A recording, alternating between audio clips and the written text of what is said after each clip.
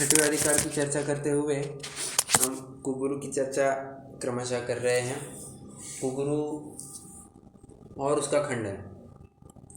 कल अपन ने ग्रंथ के दो आधार देखे थे, मतलब अन्य ग्रंथ के यहाँ पर दो आधार पंडित साहब ने पेश किए हुए थे, जिसके माध्यम से ये समझने की कोशिश की कि सच्चा रूप तो वही होता है, सच्चा भेष तो वही होता है जहाँ पर विषय कषाय में आसक्ति ना हो, और यही एक मेन बात कही थी कि विषय कषाय में किंचित लगाव नहीं हो, वही सच्चा भेष जानना। और ऐसे तीन ही भेष होते हैं। एक तो एगम जिणस्वरूपम, जो मुनि भेष समझ सकते हैं या दिगंबर भेष समझ सकते हैं। दूसरा है उक्किट्ठ सावयाणम तु, मतलब उत्कृष्ट श्रावक अर्थात 10वीं 11वीं प्रतिमाधारी जो दूसरा भेष। और अवरठ्याण तय्यम कह करके आरिकाओं का तीसरा, ये स्त्रियों में उत्कृष्ट भेष जानना। इस प्रकार की ये तीन ही लिंग श्रद्धान पूर्वक है, बाकी कोई भी सम्यक दृष्टि नहीं है, सब की सब मिथ्या दृष्टि जानना। ठीक है। अब कोई प्रश्न पूछता है कि और इसमें कोई कितने भी हम भेष देखे जाते हैं, बाबा वो भेष बस लिया है, बाहर से भेष दिख रहा है, ऊपर से बाहर से वो भेष दिख रहा है, अंदर जा कर के देखो तो बिल्कुल भी वो धर्म साधन की मुख्यता से, धर्म बुद्धि से वो भेष धारण नहीं किया होता है। बस अपना पंथ चलाने के लिए, अपना धर्म चलाने के लिए उन्होंने वैसा भेष धारण किया है, क्योंकि मान्यता तो इन तीन भेषों की ही है। समझना, मान्यता तो इन तीन भेषों की ही है। बस कोई अपना पंथ चलाना चाहे तो वो क्या करेगा, बाहर का कवरिंग वैसा लगाएगा और अंदर चाहे जो माल चिपका देगा। ठीक है। जैसे मान्यता तो, अब उदाहरण ले रहा हूं मैं,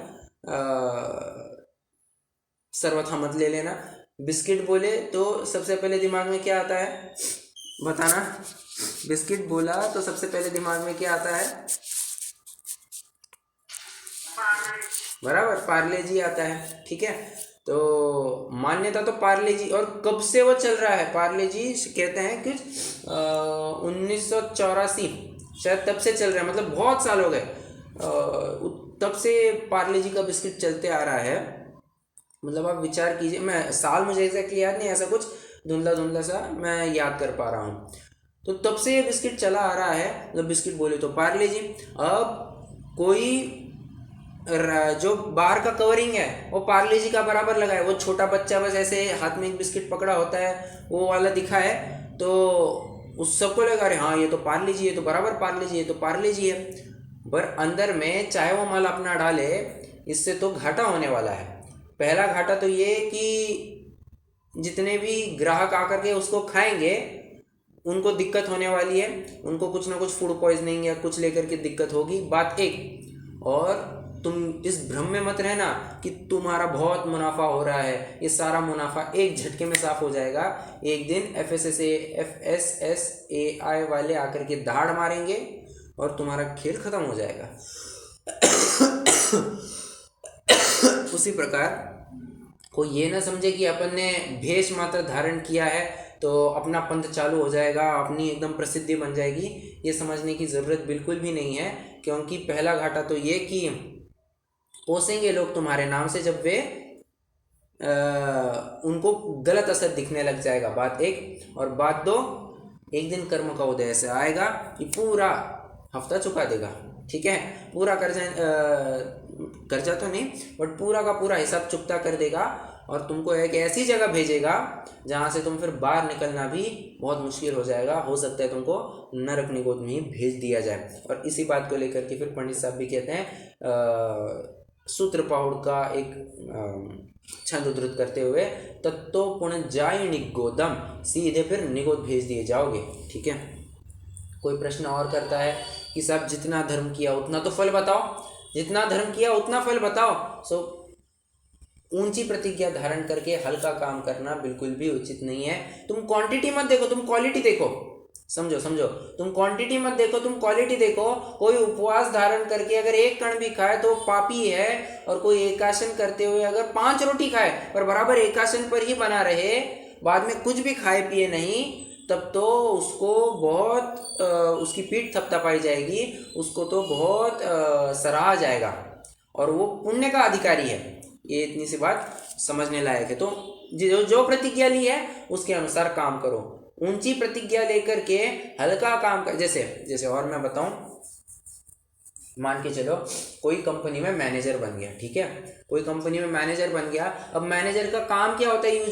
यूजुअली नाम से ही समझ में आ रहा है, मैनेजर जो काम को बराबर मैनेज करे, ठीक है, उसके नीचे जितने भी लोग हैं उन सबको हैंडल करे, वो जो बराबर से काम कर रहे हैं नहीं कर रहे उनसे काम करवा के ले, उनको बराबर गाइडेंस दे, दिशा निर्देशन करे कि तुम्हें क्या करना चाहिए, कैसे करना चाहिए, इन सब का बराबर ख्याल रखे, उसको मैनेजर कहते हैं, ठीक है। सीधी सरल सी परिभाषा।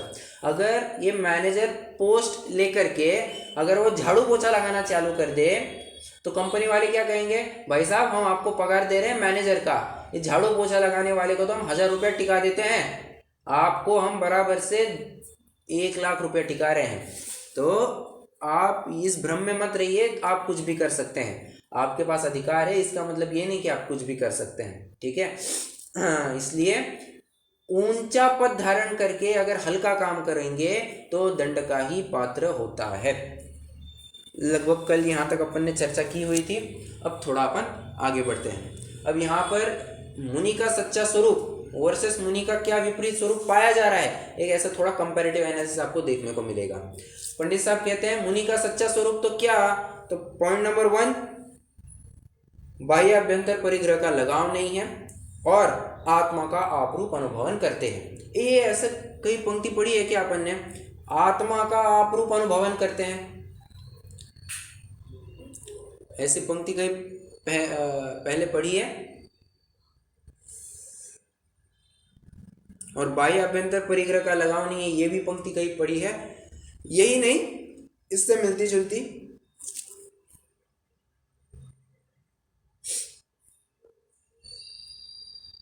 अरे पेपर दिया है सबने, सबने पेपर दिया है। आना तो चाहिए।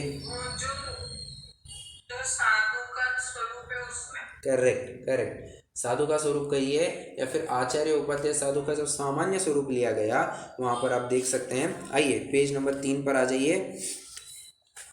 देखिए, जो विरागी होकर समस्त परिग्रह का त्याग करके शुद्धोपयोग रूप मुनि धर्म अंगीकार करके अंतरंग में तो उस शुद्धोपयोग द्वारा अपने को आपरूप अनुभव करते हैं। आ गई बात, अपने को आपरूप अनुभव करते हैं। यहाँ पर भी क्या आया? आत्मा को आपरूप अनुभव करते हैं।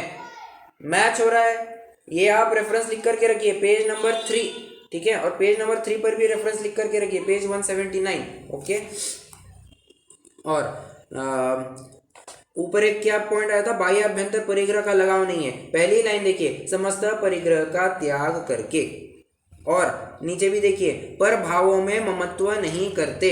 ये दो, और इतना तो आप समझ सकते हैं। तो ये दो तो आप बराबर से लगा लीजिए कि ये आधार हमें मिलते हैं।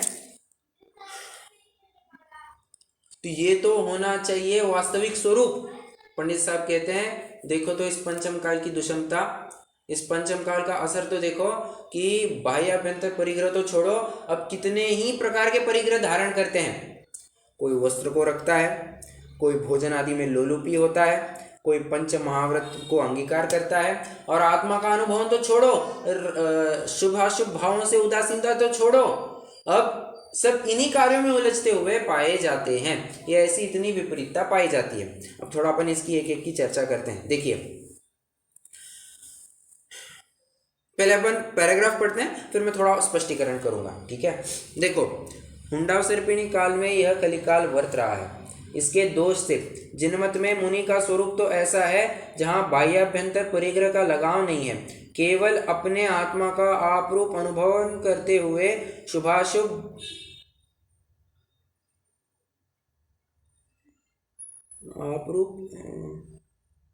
अनुभवन करते हुए शुभाशुभ भावों से उदासीन रहते हैं। और अब विषय कषायासक्त जीव मुनिपद धारण करते हैं, वहाँ सर्व सावध्य के त्यागी होकर पंच महाव्रत आदि अंगीकार करते हैं।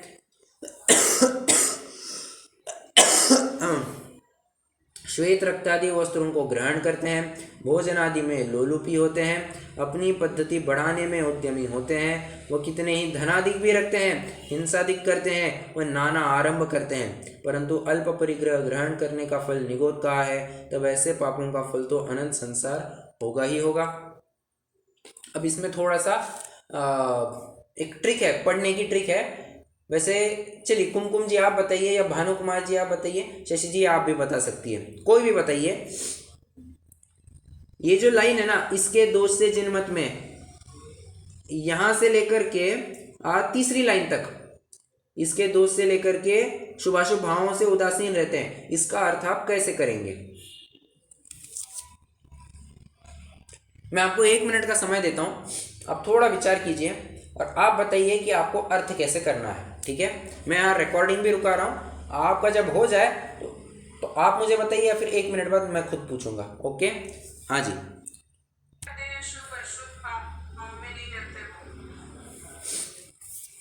आपका कहना है कि शुद्धोपयोग में रहते हैं, शुभाशुभ भाव में नहीं रहते, परंतु शुरुआत कहाँ से की है? इसके दोष से। तो आप एक कंटिन्यूटी में पढ़ते जाइए, देखिए देखिए, एक कंटिन्यूटी में पढ़ते जाइए। इसके दोष से जिनमत में मुनि का स्वरूप तो ऐसा है जहां बाह्याभ्यंतर परिग्रह का लगाव नहीं है, केवल मतलब कलिकाल के दोष की वजह से बाह्याभ्यंतर परिग्रह का लगाव नहीं होता है, या कभी भी बाह्याभ्यंतर परिग्रह का लगाव नहीं होता है? मुझे ये बताइए, कभी भी बाह्याभ्यंतर परिग्रह का लगाव नहीं होता है, या सिर्फ इस काल के दोष से नहीं हो रहा है?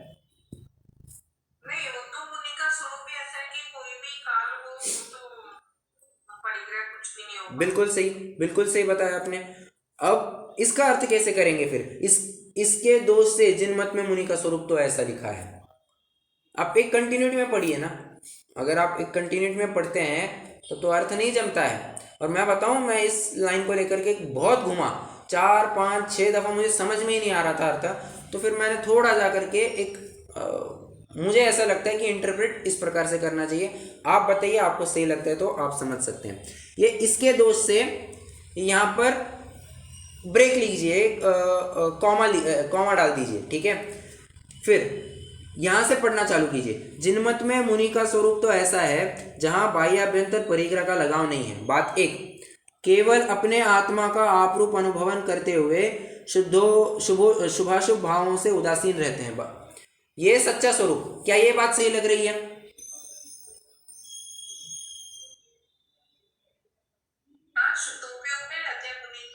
नहीं नहीं नहीं, मैंने अभी जिस फ्लो में पढ़ा, क्या वो सही लग रहा है?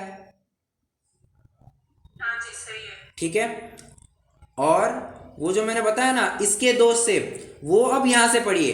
इसके दोष से और अब विषय कषाय सत्य जी मुनिपद धारण करते हैं, मतलब ये पंचम काल का दोष है ना, उसकी वजह से हो क्या रहा है कि अब विषय कषाय सत्य जी मुनिपद धारण करते हैं। आपको ऐसा पढ़ना है, ये मेरा इंटरप्रिटेशन है और मुझे उस प्रकार से सही लगता है, इसलिए मैं कहता हूँ कि आप इस प्रकार पढ़ेंगे तो आपको दिक्कत नहीं आएगी। अब हो सकता है आपको ना समझ में आए कि मैं क्या कह रहा हूँ, बट आप जब खुद से पढ़ेंगे ना तो आपको बराबर थोड़ी सी दिक्कत होगी कि अरे हाँ, यहाँ पर समझने में आपत्ति आ रही है। तो मैं जिस प्रकार बता रहा हूँ समझ में आया, बिल्कुल सही है, मतलब मैंने जैसे बताया वैसा ना।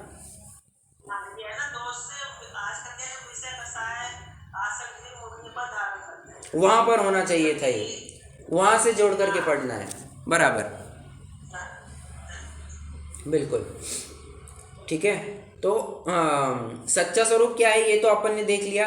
अब इस काल के दोष से क्या क्या हो रहा है, आप चाहे तो एक पॉइंट वाइज लिख सकते हैं। इस काल के दोष से क्या क्या हो रहा है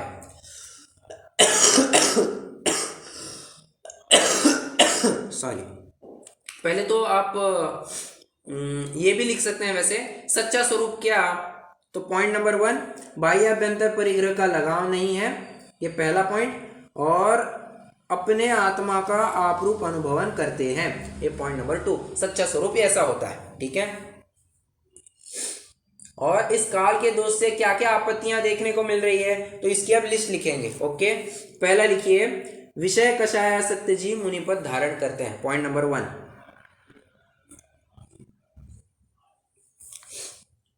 दूसरा लिखिए, सर्व सावध्य के त्यागी होकर पंच महाव्रतादि अंगीकार करते हैं। मेरा क्या है, एक प्रश्न ये है। हाँ जी। मुनिपन के लिए काल दोष क्यों?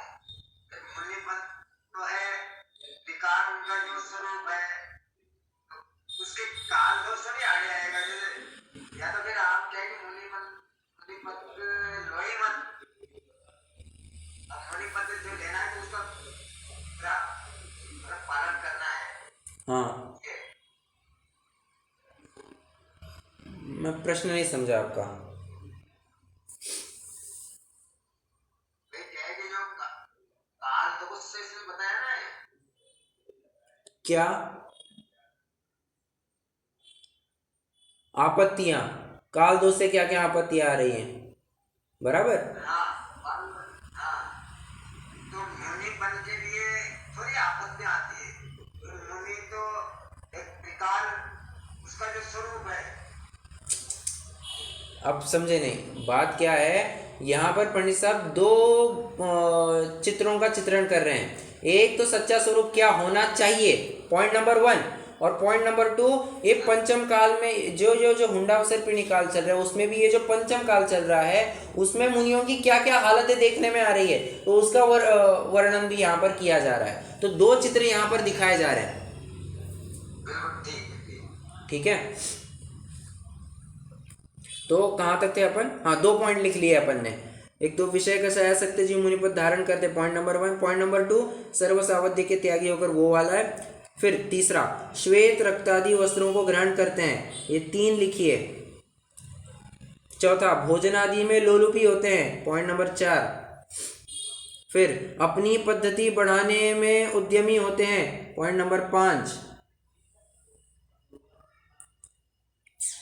कितने ही धनाधिक रखते हैं, पॉइंट नंबर 6।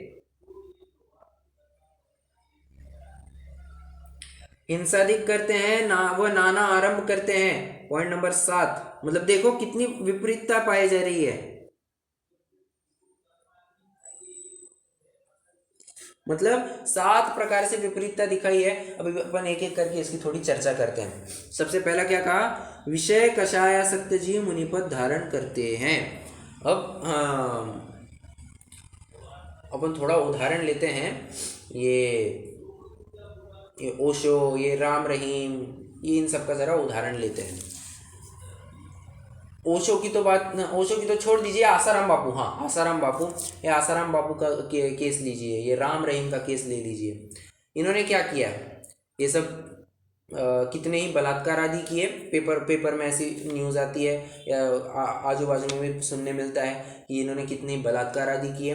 क्या लगता है आपको, ये अपने विषय का शायद का तो पोषण करने के लिए किया? बात एक, इनको कहीं भी जाओ, इनको देखो, विषय मतलब ज़रूरी नहीं है कि कोई एक ही विषय हो, स्त्री संबंधी और भी विषय हो सकते हैं। जैसे किसी को अपनी मान बढ़ाई का विषय हो सकता है, अपन को खूब प्रसिद्धि प्राप्त करनी है, तो हालांकि वो पॉइंट नीचे आएगा, अपनी पद्धति बढ़ाने में उद्यमी होते हैं, हालांकि वहां पर वो पॉइंट आएगा, बट यहाँ पर भी ले सकते हैं, कोई दिक्कत नहीं है, क्योंकि वो भी एक विषय ही है।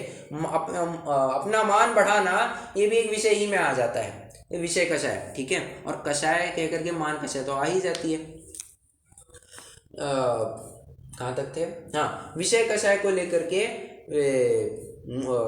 मुनिपद धारण करते हैं या फिर संन्यास ले लेते हैं। और विषय कषाय किस प्रकार हो सकता है?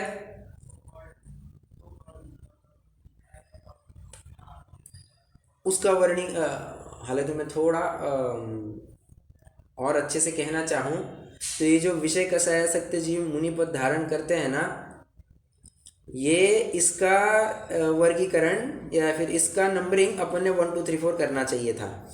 तो मुझे थोड़ा अभी ऐसा लग रहा है,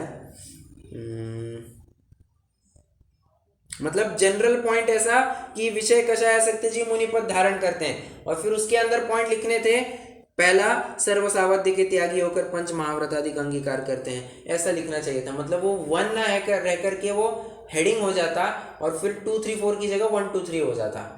ऐसा मुझे अभी थोड़ा लग रहा है। मैंने जब विचार किया तब मुझे थोड़ा कुछ अलग लगा, अब चर्चा करते वक्त थोड़ा मुझे कुछ अलग लग रहा है। ठीक है, बट अपन चर्चा तो करते हैं, लिखना कैसे लिखना ये अपन बाद में फाइनल भी कर सकते हैं, अभी तो आप समझिए। तो विषय कषाय, अब मैं ऐसा क्यों कह रहा हूँ कि ये विषय कषाय सत्यजीव मुनि पद धारण करते हैं, उसके अंतर्गत ये 6 बिंदु आएंगे, वो 7 ना होकर के 6 बिंदु हो जाएंगे। ऐसा क्यों कह रहा हूँ, ये आप स्वयं समझ जाएंगे कि विषय कषाय ये इन्हीं का तो रूप यहाँ पर बताया जा रहा है, विषय कषाय ही का तो रूप यहाँ पर बताया जा रहा है। पहला क्या कहा, सर्व सावध्य के त्यागी होकर पंच महाव्रताधिक अंगीकार करते हैं। सर्व सावध्य के त्यागी होकर पंच महाव्रतादि अंगीकार करते हैं। अब देखो कितनी विचित्र बात है कि पहले तो त्याग किया और बाद में उसको तोड़ देते हैं। किस प्रकार तोड़ देते हैं, कितने ही तो जरिए हैं, कितने ही जरिए हैं मुनिराज को अपना व्रत पालना असीधार समान आप समझ सकते हैं। अगर किसी को प्रैक्टिस ना हो, समझना, अगर किसी को प्रैक्टिस ना हो कि मुनि के व्रत कैसे पाले जाते हैं तो बहुत नुकसान कर जाता है, बहुत ज्यादा नुकसान कर जाता है। मुनिराज को मुझे बताइए पापों से कितने कोटि से बचना होता है, पंच पापों से कितने कोटि से बचना होता है?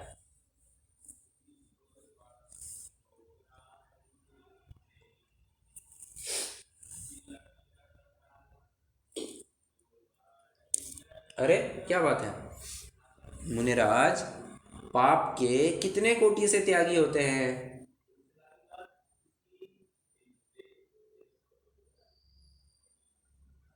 क्या बात है, कितने कोटि, 9 कोटि से त्यागी होते हैं? नहीं, 9 तो श्रावक का है।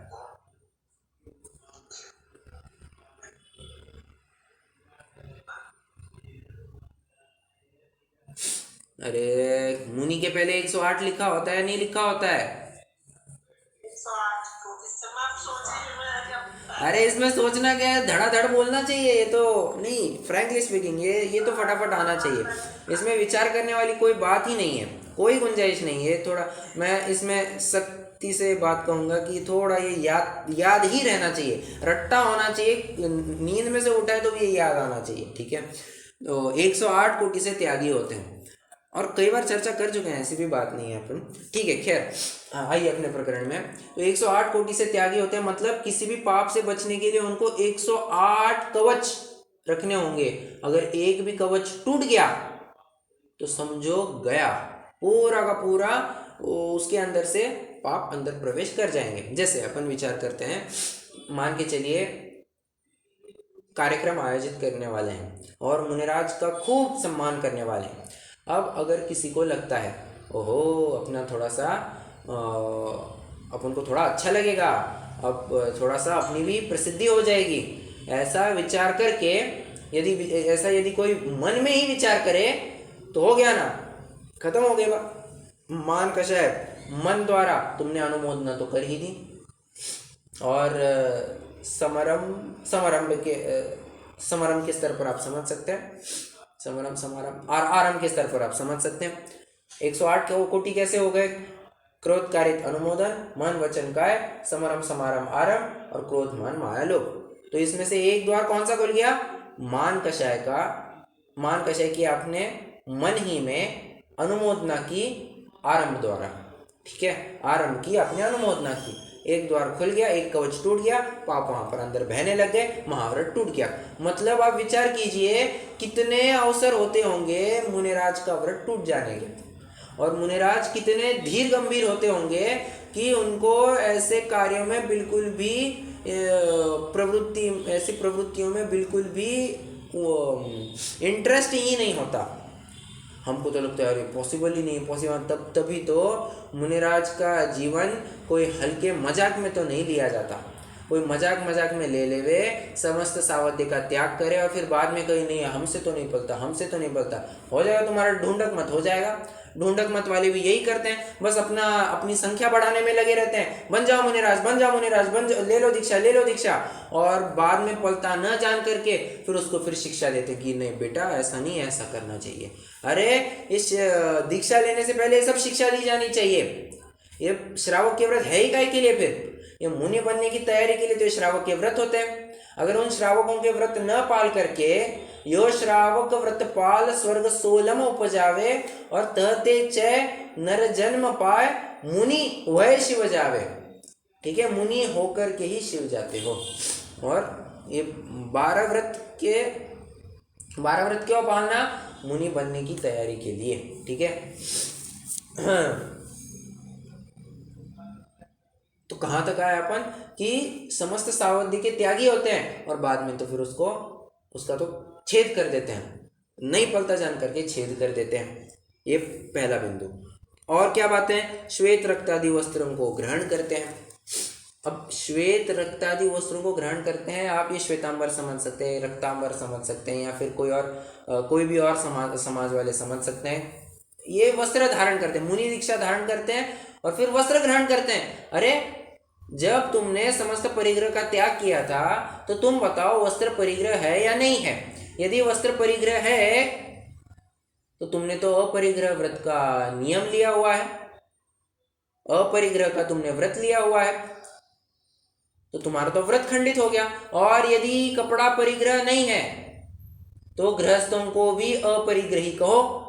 यह ऐसा तर्क अपन ने 5वें अधिकार में देखा हुआ है, जहां पर श्वेतांबर मत के गुरु का जो अन्यथा स्वरूप है, जो प्रकरण चला था, वहां पर ये चर्चा आई थी। सेम टू सेम तर्क आपको वहां पर मिल जाएंगे। ठीक है, यदि वस्त्र परिग्रह है तो तुम्हारा अपरिग्रह व्रत गया, वो तो क्या कहना चाहिए, लोभ को प्राप्त हो गया। और यदि कपड़ा परिग्रह नहीं है तो हम आप सभी को भी अपरिग्रही कहो। लॉजिकल है। ठीक है, जो श्वेत रक्तादि वस्त्रों को धारण करते हैं, ध्यान से समझना, यहाँ पर वस्त्रों ऐसा लिखा है, एक वस्त्र ऐसा शब्द नहीं लिखा। मतलब ये उनकी तरफ भी संकेत किया जा रहा है कि जो एक वस्त्रधारी होते हैं, जिनको एक ही वस्त्र रखने की आज्ञा है। कौन कौन? एक वस्त्र रखने की ही आज्ञा किनको है? 11वीं प्रतिमाधारी, 11वीं बराबर 11वीं प्रतिमाधारी को ही 11वीं प्रतिमाधारी को एक वस्त्र ही रखने की अनुमति है। हमने कल भी आधार लिया था रत्नकण श्रावकाचार्य के 147वें श्लोक का, नुत्कृष्ट चेल खंड धरा। चेल खंड धरा मतलब एक वस्त्र के धारी होते हैं। ठीक है, और यहाँ पर वस्त्रों कह करके इसकी तरफ भी संकेत किया जा रहा है कि यदि ज्यादा वस्त्र रखोगे तब भी संकट के घेरे में आ जाओगे, क्योंकि ज्यादा वस्त्र रखना संभव ही नहीं है। कोई ये कहे कि आरिका 8 साड़ी रख सकती है, साफ साफ गलत बात है। नहीं साहब, फलाना फलाना माता जी ने लिखा है। किस ग्रंथ में लिखा है? उस ग्रंथ का अर्थ मत बताओ, उस ग्रंथ का मूल छंद बताओ। मूल छंद में तो 8 ये संख्या मिलेगी ही नहीं। अरे 2 ये संख्या भी नहीं मिलेगी, 2 ये संख्या भी नहीं मिलेगी। यही लिखा मिलेगा कि एक साड़ी रख सकती है, बस। उसके ऊपर एक भी कपड़ा नहीं रख सकते। फैक्ट है। एक बात समझना, एक ही कपड़े को अगर 2 टुकड़ों में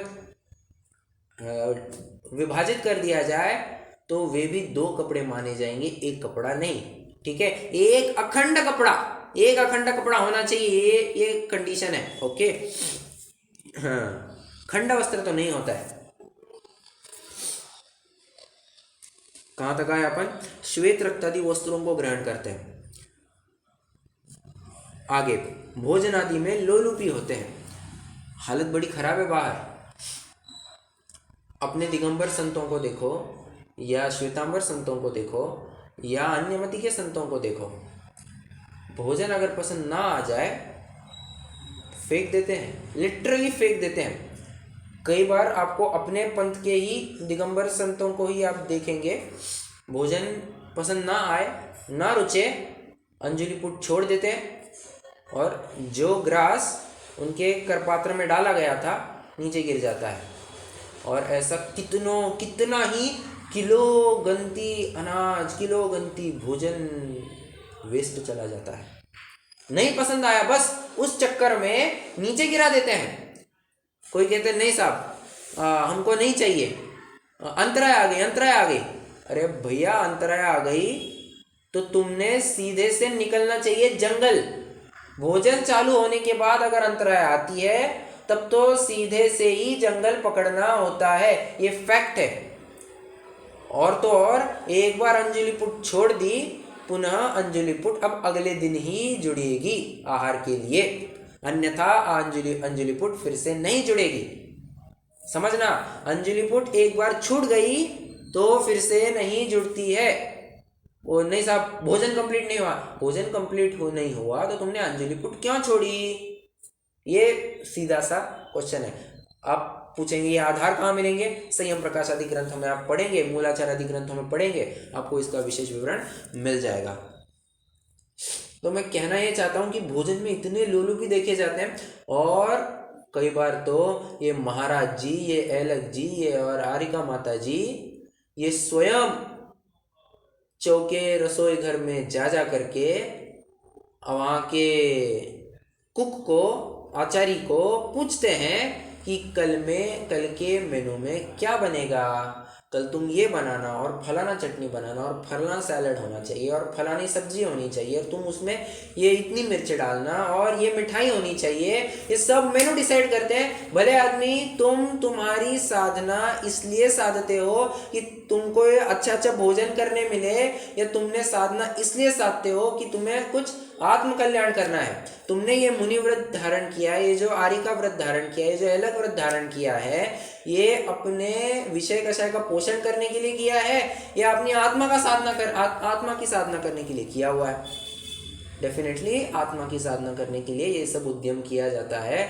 आहार तो बस ले तप बढ़ावन हेतु, नहीं तन पोषते तज रसन को। ये साफ साफ पंक्ति दौलत राम जी यहाँ पर लिखते हैं। नहीं तन पोषते, अपना रसनेन्द्रिय का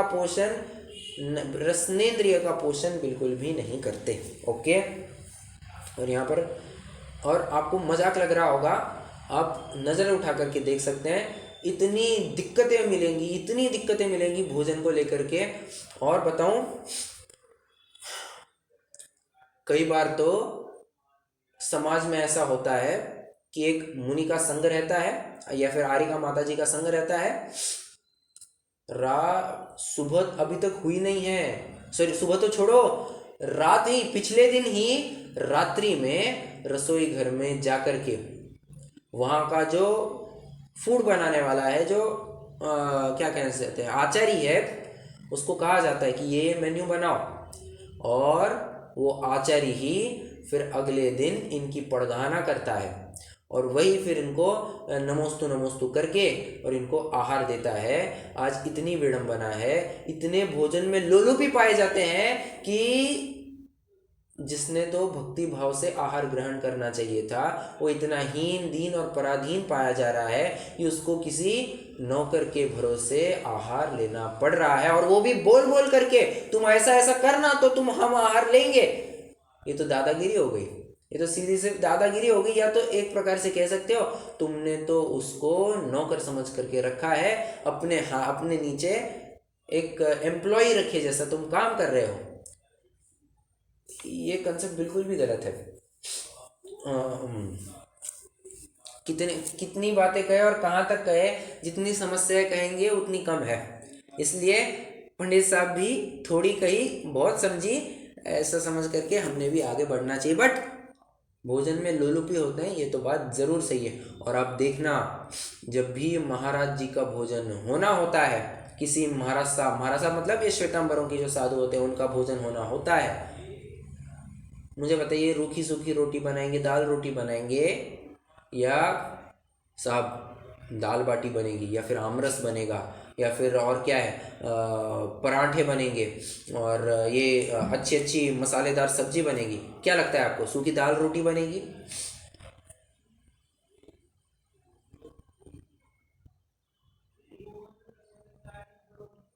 आजकल तो दिगंबर में भी बहुत होता है, इतने 6-7 तरह के जूस बनते हैं, इतनी वैरायटी खाना। जूसेस का तो अलग फंडा चलता है, जूस का अलग फंडा चलता है। किसी महाराज को मौसम्बी का चलता है, किसी महाराज को संतरे का नहीं चलता, किसी महाराज को आम का नहीं चलता। उसमें हजारों दिक्कतें होती है, हजारों दिक्कतें। मतलब ये बात है, श्रावकों की क्या कहे, अब श्राप इसलिए तो भोला जगत या भोला गृहस्थ ये जो शब्द प्रयोग किया है ना, ये वास्तव में सही प्रयोग किया है, क्योंकि ये गृहस्थों की भी अज्ञानता को दर्शाता है। उनको ये समझ में नहीं आता कि अगर सच्चा मुनि ना हो तो नहीं जाना चाहिए, सच्चा मुनि आए तो नमन करना चाहिए, नहीं जो सामने दिखे उसी को नमन करते फिरते हैं, ये तो बात योग्य नहीं है, ये तो बात योग्य नहीं है। हाँ, हम विरोध थोड़ी ना कर रहे हैं, सच्चे मुनि दिगंबर संत आए, 28 मूल गुण वाले दिखे, उनकी परीक्षा करो, पास हो जाए, आहार दान दो, नतमस्तक हो जाओ, कौन मना करता है? बिल्कुल भी कोई मना नहीं करता।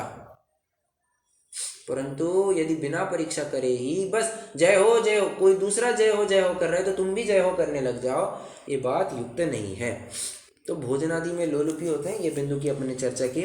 आगे, अपनी पद्धति बढ़ाने में उद्यमी होते हैं, मतलब क्या?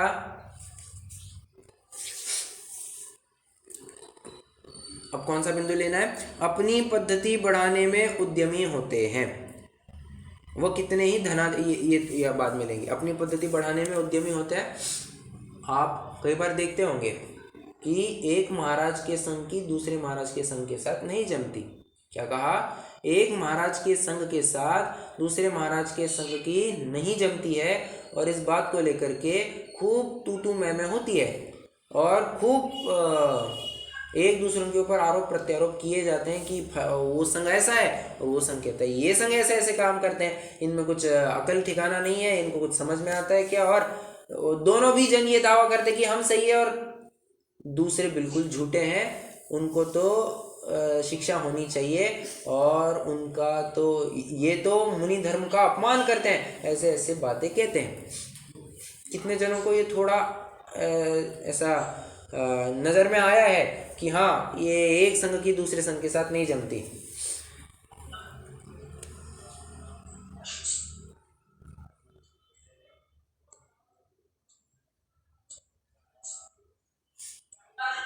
नहीं हुआ किसी को नोटिस?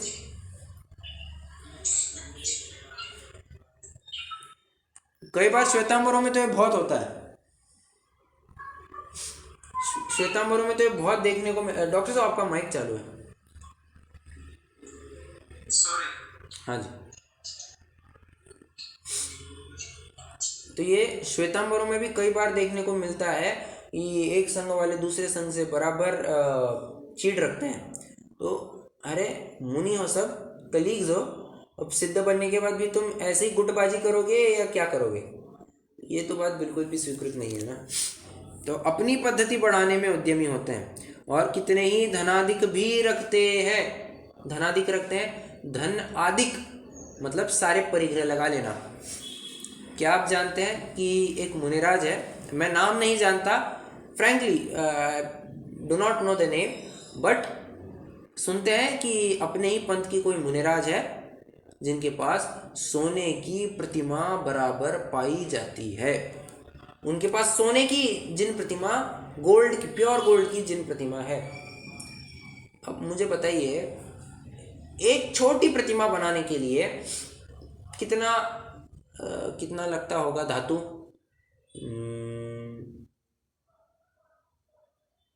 100 ग्राम भी मैं कम बोल रहा हूँ, 200 ग्राम लगता होगा, मुझे बताइए। 200 ग्राम, चलो आधा किलो तो भी होने में कोई हर्जा नहीं है। आधा किलो के आसपास धातु की प्रतिमा तो होती ही होती है। आधा किलो 1 किलो तक भी जाती है, जितना मैं थोड़ा समझता हूँ। आधा किलो मान करके चलिए, बताना आज आधा किलो सोने का क्या भाव है? आधे किलो सोने का क्या भाव है आज? हाँ, 6 लाख। क्या कह रहे हैं साहब? 60 लाख। हाँ, 60 लाख। बाप रे, मैं बोला 6 लाख कब से होने लग गया? वो कल अपन ने देखा था ना, 10,000 रुपया तोला। हाँ, उस भाव से बराबर हो जाएगा साहब।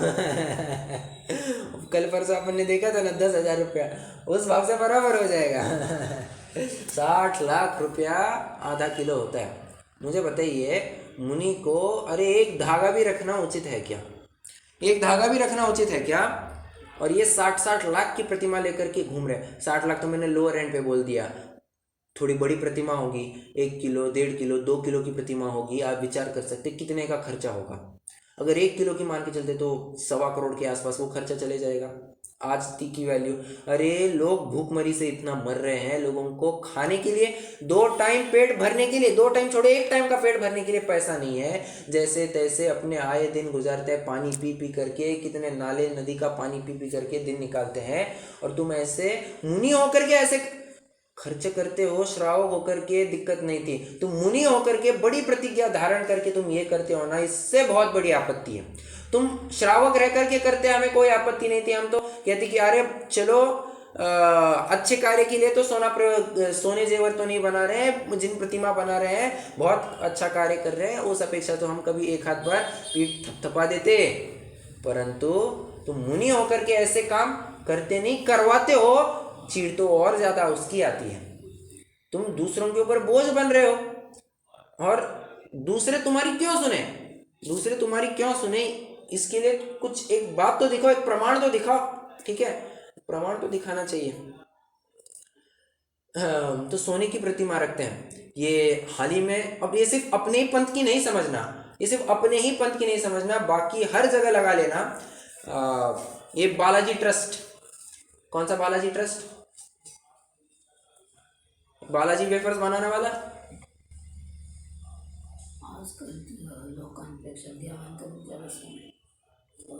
ये बालाजी ट्रस्ट कौन सा? अरे इतने भी क्या कहना चाहिए, अज्ञात मत रहिए इन बातों से। हाँ भोले तो कहना ठीक नहीं रहेगा।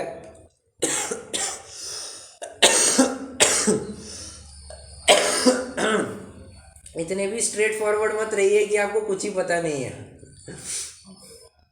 अरे बालाजी ट्रस्ट मतलब कौन सा?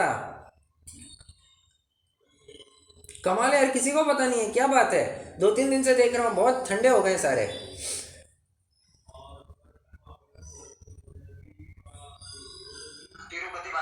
हाँ अरे बोलिए ना फटाफट, ठीक है।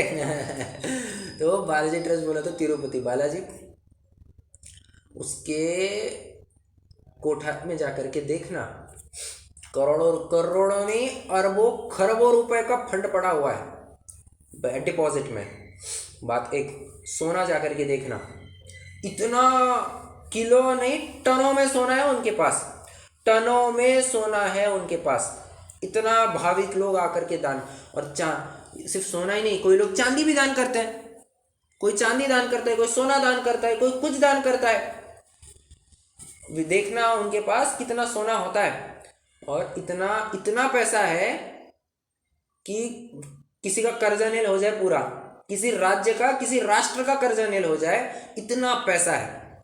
बात एक। दूसरा, सिद्धि विनायक ट्रस्ट, कौन सा? ये मुंबई में है, ये भी बहुत फेमस है, बहुत फेमस।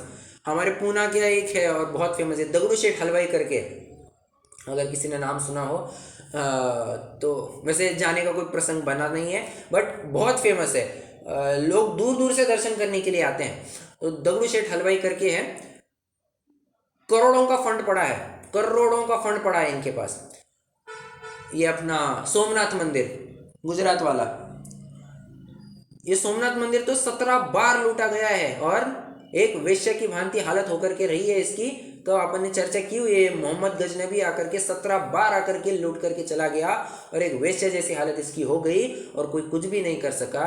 ये इतनी दयनीय हालत है, और इतना जाकर के भी इतना है। बात तो ये है इतना जाकर के भी इतना है। मैं ये क्यों कह रहा हूँ, भले आदमी, लोगों के पास खाने के लिए अनाज नहीं है, लोगों के पास ज़्यादा और लोगों के पास कम, और भगवान के पास ज़्यादा संपत्ति देखने में आती है, गुरुओं के पास ज़्यादा संपत्ति देखने में आती है। ये बहुत बहुत विचित्रता है। अरे जिनको ज़रूरत ही नहीं है, तुम उनको चढ़ा करके करोगे क्या? बहुत लॉजिकल है। जिसको ज़रूरत है तुम ज़रूरतमंद को दो ना, और नहीं दे रहे तो मत दो। परंतु जहाँ जिससे आउटपुट नहीं निकलना, जिससे केवल तुम्हारी मान प्रतिष्ठा बढ़ेगी, वहाँ पर करने से क्या लाभ? कई बार सुनने में आता है कि ये अंबानी जो फैमिली है, ये किसी मंदिर को, कौन सा मंदिर है, वहाँ पर हर साल कितने तो भी किलो सोना डोनेट करते हैं। कोई एक मंदिर है वहां पर, क्या राजस्थान में नाथ द्वारा हो जाता है। वहां पर करते हैं क्या? राजस्थान में है ये नाथ द्वारा निकलेगा मंदिर, ऐसा कोई अच्छा, राजस्थान में करते हैं कौन? ये अंबानी वाले क्या? हाँ, अंबानी वाला। अच्छा, होगा, क्योंकि नाम मुझे एग्जैक्टली याद नहीं है, बट होना चाहिए फिर वैसा कुछ। और बड़ा वहां पर कितने ही किलो में हर साल का बराबरी से वे सोना डोनेट करते हैं, कितने ही किलो में। क्या जरूरत है? नहीं साहब, वो बाकी का भी सोशल एक्टिविटी करते हैं। अरे तो यहाँ पर छोड़ करके वहां पर और डाल देते, यहाँ छोड़ करके वहां और डाल देते, जहां पर पहले से ही और पड़ा है वहां पर क्या करना। इतनी सब चर्चा निकली कहाँ से? अरे कितने ही धनाधिक भी रखते हैं, ये इसकी बात ली है अपन ने। और आज इतनी खाई बढ़ती जा रही, इतनी खाई बढ़ती जा रही है। आज ये साधु संतों के पास मर्सिडीज और ऑडी और BMW और लैम्बोर्गिनी ऐसी ऐसी गाड़ियां पाई जाती है। आपको अचरज लगेगा, पोर्शे ऐसी ऐसी गाड़ी पाई जाती है, इनके आगे पीछे दौड़ती है। सामान्य नागरिक के पास चप्पल नहीं होती है। अब गरीब भिखारी के पास देखना, सादी चप्पल नहीं होती है उसके पास पहनने के लिए, और ये गाड़ियां दौड़ा रहे हैं। ये ऐसी विचित्रता है, मतलब जिनको प्रयोजन ही नहीं है उन्होंने इन वस्तुओं का ग्रहण करना, ये क्या औचित्य रखता है? और अपन ने वहां पर जाना, पंडित साहब आगे भी इस बात को लेंगे। लोगों की अज्ञानता तो देखो, यहाँ पर यदि तुम कृतकार्य अनुमोदन करके भी वहां पर जाकर के उनको नमस्कार आदि करके तुम उसकी वाह वाह करोगे, तत्तो पुण्य जाई निगोदम, वो रूल तुम्हारे ऊपर भी लागू होगा। क्यों? पाप का फल तो कृतकार्य अनुमोदन तीनों में समान होता है, ये फैक्ट है। तुम करो, कराओ या करते की अनुमोदना करो, फल तो तीनों को सेम ही लगता है। जितना पुण्य में वैसा ही पाप में। ओके, हाल ही में पेपर में मैंने और सुना था, ये कितने ही जन, ये साईं बाबा शिरडी वाले, नाम सुना है? शिरडी वाले साईं बाबा आए दिन महाराष्ट्र में, पुणे से थोड़ा दूरी पर है, ये नासिक जिले के वहां पर है। नासिक अपना अहिल्यानगर नगर नगर सॉरी, नासिक कह रहा हूँ मैं, नगर के पास में है। ठीक है, अहमदनगर जिसे पहले कहते थे, अभी अहिल्यानगर कहते हैं, जो कुछ भी हो। तो वहाँ पर शिरडी नाम का एक बहुत ही श्रद्धा स्थान है साईं बाबा का। तो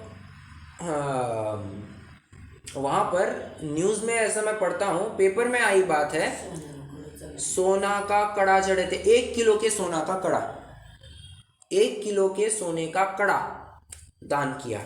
एक नहीं कितना एग्जैक्टली फिगर याद नहीं, कितने तो भी किलो सोने का मुकुट, कितने तो भी किलो सोने का हार, ये दान करते हैं भाविक लोग। अरे मतलब क्या विचित्रता है, बिल्कुल भी ये उचित नहीं लगता है। मैं आपको इतने सारे उदाहरण ये नहीं दे रहा हूँ ताकि आप अपडेटेड रहो कि अरे ये भी एक मंदिर है, वो भी एक मंदिर है। मैं तो ये दे रहा हूँ, मैं तो इसलिए बता रहा हूँ कि हमें इन सब चीज़ों से बचना चाहिए, इसलिए मैं आप इन सब बातों का ज्ञान करा रहा हूँ। और थोड़ी कहीं बहुत समझी, ऐसे जितने भी मंदिर आपको दिखे सब जगह हमारा तो नाकाबंदी होनी चाहिए, हमें बिल्कुल भी नहीं जाना चाहिए, दर्शनार्थ नहीं जाना चाहिए। ठीक है, दर्शन श्रद्धान हमारा वहाँ होने का कोई कार्यक्रम नहीं, और कृतकार्य अनुमोदन करेंगे संभव ही नहीं, बिल्कुल not at all possible. Okay, ठीक है, अपनी पद्धति बढ़ाने में उद्यमी होते हैं, वो कितने ही धनाधिक रखते हैं, ये भी हो गया।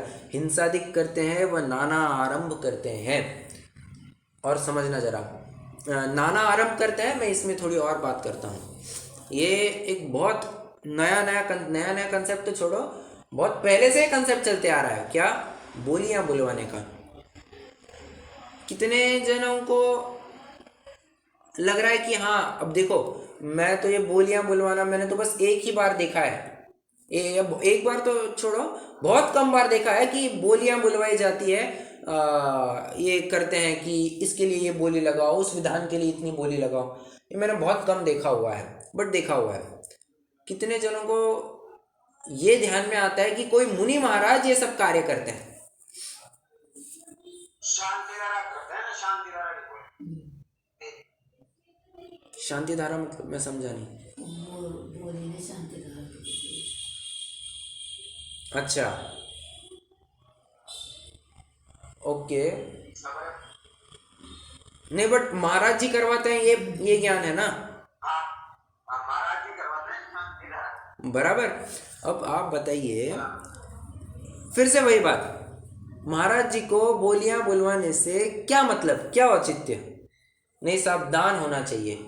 अरे तो दान तो समझना, तत्वार सूत्र में आचार्य उमा स्वामी देव सीधे से एक परिभाषा लिखता है दान की, अनुग्रहार्थम स्वस्याति सर्गो दानम। क्या बात है? अनुग्रहार्थम स्वस्याति सर्गो दानम, तत्वार सूत्र अध्याय 7 सूत्र क्रमांक 38 पढ़ लीजिएगा, उसका भावार्थ वगैरह जो पढ़ना है पढ़ सकते हैं। साफ साफ वहां पर अर्थ लिखा मिलेगा कि दान जो दिया जाता है अपनी इच्छा से दिया जाता है, दूसरों से जबरदस्ती करवा के दान नहीं लिया जाता। और कई बार ऐसे होता है, हाँ चलो फटाफट बोल दो, 2 लाख की बोली लगा दो 2 लाख की बोली। साहब मैनेज नहीं हो पाएगा, बहुत से हम 1000 रुपया दे सकते हैं। अरे तुम लगा दो 2 लाख, बोल दो हो जाए, सब मैनेज हो जाएगा। साहब 2 लाख बोल लिखा दो हमारा नाम। क्यों साहब, वो 1000 रुपये क्यों कह रहा है, उसकी उतनी भी देने की क्यों इच्छा नहीं है? अरे बाबा, उसकी परिस्थिति इतनी खराब है कि उसके ऊपर है 10 लाख रुपए का लोन। 10 लाख रुपए का लोन है पहले से उसके ऊपर, वो कहाँ से दान देगा? बेचारा दिन रात मेहनत करके अपना धर्म आदि सब संभाल करके न्याय नीति पूर्वक आजीविका अर्जन कर रहा है, अपने घर वालों को संभाल रहा है, उसके वृद्ध माता पिता है, और उसके पास इतनी परिस्थिति नहीं है कि वो इतना दान दे पाएगा। अब आप मुझे बताइए, वो 2 लाख कहाँ से लाएगा? उसके पास तो फंड है ही नहीं उतना, पहले से 10 लाख का कर्जा ले रखा है और 2 लाख लाएगा, मतलब और 2 लाख का उसको कर्जा करना पड़ेगा, उसके ऊपर और बोझ बढ़ेगा। जानते हैं इसमें कौन सा पाप का अतिचार लगा?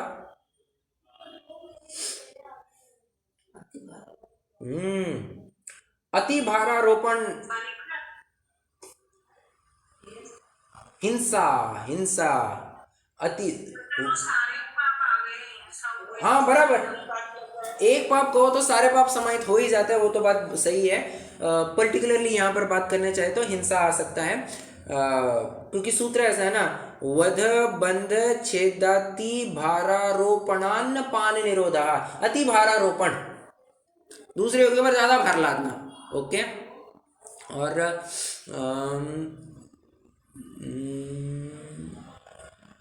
ठीक है। क्या था? तत्वार रत्न शाखाचर में अतिवाहन अति संग्रह विश्वलोभाति ठीक है, अति भार हिंसा में आ जाए, परिग्रह में नहीं हिंसा में आ जाएगा, क्योंकि तुमने जबरदस्ती उसके ऊपर बोझ लाद दिया ना, परिस्थिति नहीं है उसकी, और ऐसी हम बोलियां बुलवाते हैं, जबरदस्ती से बोलियां बुलवाते हैं। और आप बताइए, महाराज तो बोल करके छुट्टी हो गई उनकी, उनको तो ना रखना है ना क्या करना है, वो तो फंड मैनेज करने वाला ट्रस्टी सब कर लेगा। और आपको क्या लगता है, ये जितना भी दान जाता है जहाँ पर बिल्कुल भी इसका विनियोग योग्य रूप से नहीं होता, आपको क्या लगता है योग्य कार्य के लिए लगता होगा वो पैसा? पूरा का पूरा ट्रस्टी हड़प कर जाते हैं, पूरा का पूरा ट्रस्टी हड़प कर जाते हैं। इसलिए आपको ट्रस्टी प्रायः मर्सिडीज और ऑडी और BMW में घूमते हुए देखे जाते हैं। ये ट्रस्टी का पैसा तो घुमा देते हैं पूरा, और ट्रस्ट के बल पर करोड़पति अब्जपति हो जाते हैं। इतना पैसा एक अकेले ट्रस्ट के आधार पर कमा लेते हैं, इतना सब चलता है। बेचारे के ऊपर बहुत लादा गया सो लादा गया, और जिसको नहीं चाहिए उसको पैसा मिल जाता है। ये सब अपनी मिली भगत होती है। हाँ, क्या करें, जिस प्रकार आए दिन ये बाजार में मतलब शेयर मार्केट में आए दिन कंपनियां IPO ला रही है, बस पैसा इकट्ठा कर रही है, लोगों से पैसा इकट्ठा कर रही है, पागलों की तरह पैसा इकट्ठा कर रही है। वैसा ही ये बोलियां बुलवा करके ये सेठी लोग अपनी कोठियां और भरते हैं, अपना पेट और मजबूत करते हैं। इतनी बात है। ठीक है, तो समझना चाहिए नाना आरंभ करते हैं, इसके अंदर आप ये समझ सकते हैं पींची परिवर्तन के कार्यक्रम रखते हैं, आरंभ का कार्य है। और क्या है, केश लॉन्च का कार्यक्रम रखते हैं, आरंभ का कार्य है। दीक्षा का महोत्सव रखवाते हैं और सब लोगों को बुलवाते हैं कि फलाना फलाना दीक्षा लेने वाले हैं, सब गृहस्थ श्राव वगैरह आकर के वहां पर रुक जाते हैं, कार्यक्रम देखते हैं, आरंभ का कार्य है। क्योंकि दीक्षा तो जंगल में हुआ करती है, मुनि तो प्राय जंगल में ही होते हैं, और जंगल में ये सब सेटअप होगा कहाँ से, भले आदमी वहां पर ना बिजली होगी ना माइक होगा, ना तुम लाओगे कहाँ से, ठीक है, तो समझने लायक बात है। तो नाना आरंभ करते हैं, ये पूरी तरह से विपरीत बात है, मतलब ये विपरीतता है। पंडित साहब ने विपरीत बात लिखी है ऐसा नहीं, उन्होंने ऐसी विपरीतता को पॉइंट आउट किया है, ओके। परंतु अल्प परिग्रह ग्रहण करने का फल निगोद का है, तब ऐसे पापों का फल तो अनंत संसार होगा ही होगा, ठीक है। आगे अब मैं थोड़ा सा और समय लूँगा आपका, एक 5-7 मिनट दीजिए मुझे, मैं कंप्लीट करना चाहूँगा, क्योंकि आज अपन ने ज़्यादा चर्चा की ही नहीं है। मैं चाहूँगा कि इतना तो भी प्रकरण कंप्लीट करें, फिर क्योंकि कल से जो प्रकरण चलने वाला है वहाँ पर आपको आधार ही आधार है। पंडित साहब ने लगभग बताऊँ 2, 3, 4, 5, 6, 7, 8, 9, 10, 11, 12, 13, 14, 15, 16, 17, 18, लगभग 18 उद्धरण यहाँ पर पेश किए हुए हैं, लगभग 18। और इन सब का अगर हमें अध्ययन करना है तो ये अलग सा ही प्रकरण होना आवश्यक है, तो ये कल अपन देखेंगे। अभी तो मैं थोड़ा प्रकरण कंप्लीट करूँगा। देखो, लोगों की अज्ञानता तो देखो, कोई एक छोटी भी प्रतिज्ञा भंग करे उसे तो पापी कहते हैं, और ऐसी बड़ी प्रतिज्ञा भंग करते देखकर भी उन्हें गुरु मानते हैं, उनका मुनिवत सम्मान अधिक करते हैं। सो शास्त्र में कृतकार्यित अनुमोदना का फल कहा है, इसलिए उनको भी वैसा ही फल लगता है। कैसा फल लगता है? तत्तो पुण्य जाई निकोदम, उतना ही फल तुमको भी लगेगा, ओके। ये सिंपल सा था। अब आगे देखिए, ये मैं कहूँगा ये जो लाइनें है ना 179 की लास्ट 2 पैराग्राफ, ये आपको मुंह जबानी याद करनी है, रट्टा मारनी है। आपको नींद में से भी अगर कोई उठाए तो आपको ये आना चाहिए, ठीक है। इतनी महत्वपूर्ण लाइनें हैं, ये आपको आना ही चाहिए, ठीक है, किसी भी हालत में। और ये पेपर में भी हो सकता है एक आध क्वेश्चन इसके ऊपर बन जाए। मुनिपद लेने का क्रम क्या है, आपको 3 मार्क का क्वेश्चन पूछा जाएगा, ठीक है।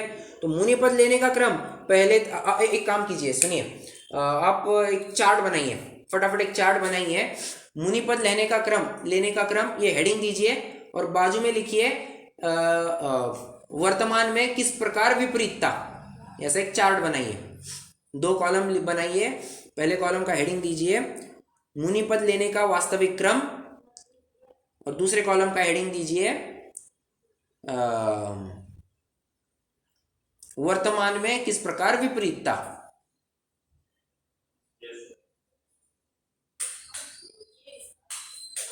तो पहला पॉइंट लिखिए, अपन साइड बाय साइड दोनों कॉलम भरते जाएंगे। पहला पॉइंट लिखिए, पहले तत्वज्ञान होता है। मैं समझ रहा हूं ये मुनिपद लेने के क्रम में आप लिख रहे होंगे, पहले तत्वज्ञान होता है, पॉइंट नंबर 1 लिखिए। और दूसरे कॉलम में लिखिए तत्वज्ञान रहित, तत्वज्ञान रहित। दूसरे कॉलम में लिखिए तत्वज्ञान रहित, पहला पॉइंट, ओके। दूसरा पॉइंट लिखिए उदासीन परिणाम, उदासीन परिणाम। और दूसरे कॉलम में लिखिए दूसरा पॉइंट विषय कषायासक्त, विषय कषायासक्त।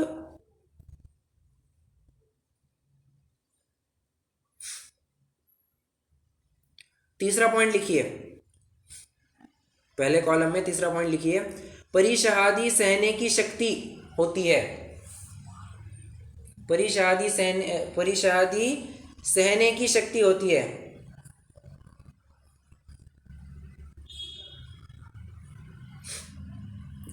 दूसरे कॉलम में लिखिए अन्यथा प्रवृत्ति कराते हैं, पश्चात अन्यथा प्रवृत्ति कराते हैं, ऐसे लिखिए, पश्चात अन्यथा प्रवृत्ति कराते हैं।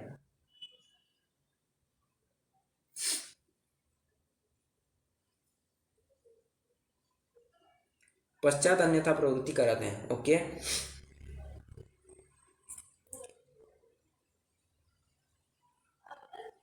और चौथा पॉइंट लिखिए, स्वयमेव मुनि होना चाहता है। चौथा पॉइंट लिखिए पहले कॉलम में, स्वयमेव मुनि होना चाहता है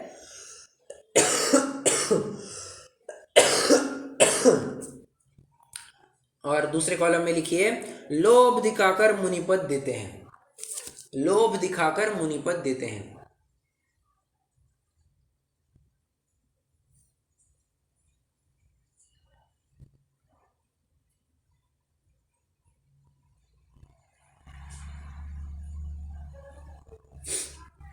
आठ वाला पॉइंट क्या बताया आपने, विपरीतता में? विपरीतता में पश्चात अन्यथा प्रवृत्ति कराते हैं। पश्चात अन्यथा प्रवृत्ति कराते हैं।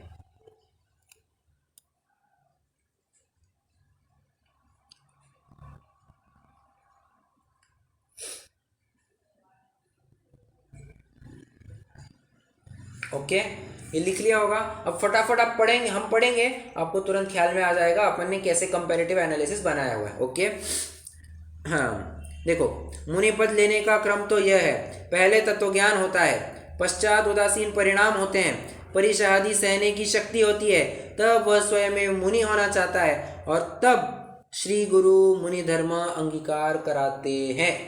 ओके, और यह कैसी विपरीतता है, अब वर्तमान में कैसी विपरीतता देखने में आ रही है। देखिए, तत्वज्ञान रहित विषय कषायासक्त जीवों को माया से व लोभ दिखाकर मुनिपद देना, पश्चात अन्यथा प्रवृत्ति कराना, सो यह बड़ा अन्याय है। इस प्रकार कुगुरु का व उनके सेवन का निषेध किया। ओके, आपको ख्याल में आ रहा होगा, मैंने पॉइंट ऊपर नीचे किया है, ये बराबर मैच करने के लिए मैंने थोड़ा सा ऊपर नीचे किया हुआ है, बट लर्न करते वक्त तो ठीक है, आप जैसे लर्न करना चाहिए वैसे लर्न कर सकते हैं, पॉइंट ये कवर होने चाहिए। ओके, बट हाँ, जो आप ऊपर का पैराग्राफ अगर पढ़ेंगे तो आपको यही का यही लिखना है, एज इट इज लिखना है। मुनि पद लेने का तो यह क्रम है, पहले तत्व ज्ञान होता है, पश्चात उदासीन परिणाम होते हैं, परिषादी सहने की शक्ति होती है, तब वह स्वयं में मुनि होना चाहता है और तब श्री गुरु उसको मुनि दीक्षा देते हैं। ओके, मुनि दीक्षा अंगीकार कराते हैं। ओके, ये सिंपल सी बात आपको याद रखनी है। कोई शंका हो, कोई प्रश्न हो तो पूछ सकते हैं, नहीं तो अपने भी जिनवाणी स्तुति करेंगे। बहुत दिनों बाद अपना 1 घंटे के ऊपर कक्षा हुई है बहुत दिनों बाद। मैं अभी हाल ही में एक दो दिन पहले विचार करा था, अपनी 1 घंटे तक पहले बराबर से 50 मिनट 55 मिनट 1 घंटे तक कक्षा होती थी, बाद में थोड़ा सा 30 मिनट 40 मिनट 45 मिनट तक सीमित हो गया। आज पुनः अवसर आया कि 1 घंटे की लगभग अपनी पूरी कक्षा हो गई है और अपन ने ज़्यादा कंटेंट भी कवर नहीं किया, आज स्पष्टीकरण में थोड़ा सा ज़्यादा विषय हो गया, समय हो गया अपना। ये मैंने भी आपके नंबर पे है ना, ये मोक्ष मार्ग प्रकाशक का पूर्वार्ध का पेपर के आंसर लिख के भेजा। हाँ जी, मिल गया, मुझे आ गया ध्यान में कि वो आपके उत्तर पत्रिका है, आ गया मुझे ध्यान में। आवाज आ रही है? हाँ जी, आज मिल गया मुझे।